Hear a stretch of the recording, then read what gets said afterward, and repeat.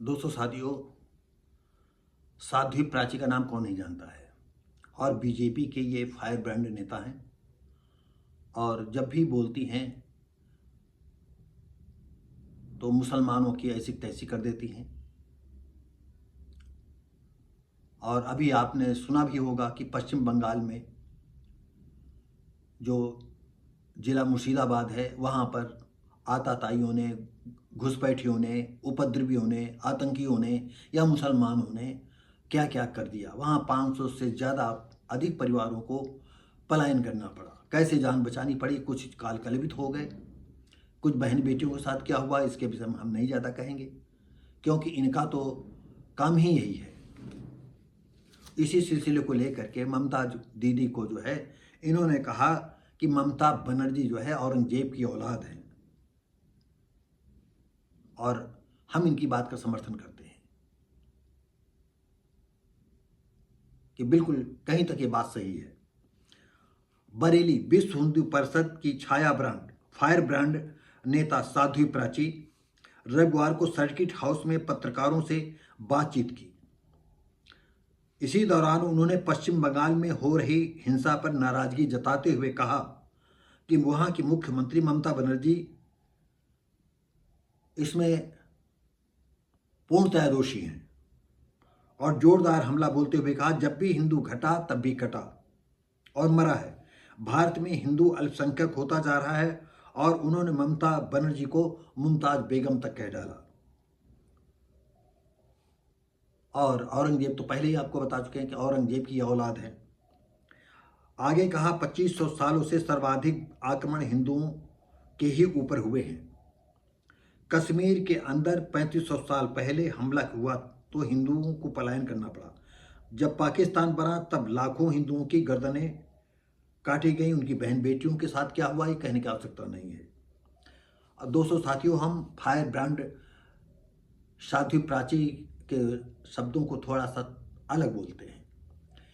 साथियों, ये जो 2500 साल से साध्वी प्राची बोल रही हैं, तो इसका मूल कारण कौन था? इतिहास गवाह है, जब सोमनाथ मंदिर तोड़ा जा रहा था तो सारे पंडित मिलकर के मंत्रोच्चार करने लगे। आओ उसमें कहीं भ्रमित करने के लिए है, हारने के लिए और वापस जाने के लिए, आंखों में धूल झोंकने के लिए, क्या क्या नौटंकी की। और जब देखा नहीं और करीब आ गए तो गर्भगृह के अंदर चले गए।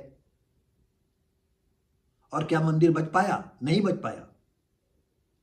और वही गलती बीजेपी फिर दोहरा रही है। सनातनी जितने हैं वही फिर दोहरा रहे हैं। तो कहते हैं बकरे की मां कब तक खैर मनाएगी। ये हिंदुओं से कह रहे हैं, तुम बकरे की मां कब तक खैर मनाएगी। तुम्हें तो कटना है, ऐसे कटो चाहे वैसे कटो। पहले भी मंदिरों में तुमने धन अकूत संपदा इकट्ठा कर दी थी, अब भी तुम्हारा काम वही जारू है। अब ये ना सोचो कि अगर अब तक अटैक हो गया तो देश को कोई अंग्रेज आएगा और इसको जो है आपके हाथों में सौंप करके जाएगा। आपके हाथ सिर्फ हिंदू ही लगेगा, सनातन धर्म लगेगा। शूद्र तो वैसे भी हिंदू नहीं है। जब तुम चाहो तो इसको शूद्र बना दो, जब चाहो तो अपना बना लो, जब चाहो तो तिरस्कार कर दो। नौकरियों धंधों पानी में तुम्हारे ये साला जो है शूद्र है। वोट देने के वजह तुम हिंदू हो।